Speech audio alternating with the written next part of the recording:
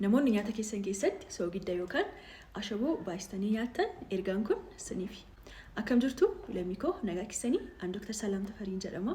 Ogeettii fayyaati. Odeeffannoo adda addaa fi barumsa adda addaa waa'ee fayyaadhaan wal qabatee dhaga'uu barbaaddu taanaan follow gochuu hin dagatinaa.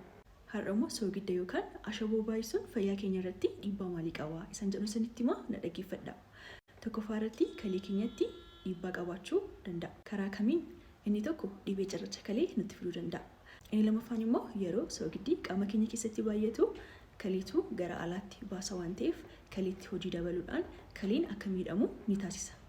Inni lammaffaan dhiibbaa dhiigaa ni dabala. Kanaafidha yeroo baay'ee namoonni dhiibbaa dhiigaa qabdan akka ashaboo hir'istaniif kan gorsamtan. Inni sadaffaan lafee keenya haphisa yookaan osteoporosis jedhama. Kana jechuun yeroo soodeemiin dhiiga keenya keessatti baay'atu kaalsheemiin immoo ni hir'ata.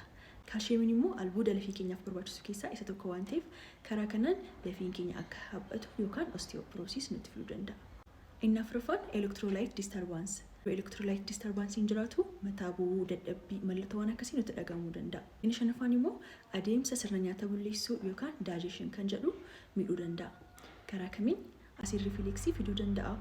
Constipation yookaan gogiinsa fiduu danda'a. Bloating yookaan garaan afuufamuu fa'aa discomfortiin akka nutti uumamu gochuu danda'a. Dhumarratti immoo dehydration yookaan garmalee akka bishaan dhugannu nu godha. Ergaa kana share walii godhaa waan dhaggeeffattaniif galatoomaa.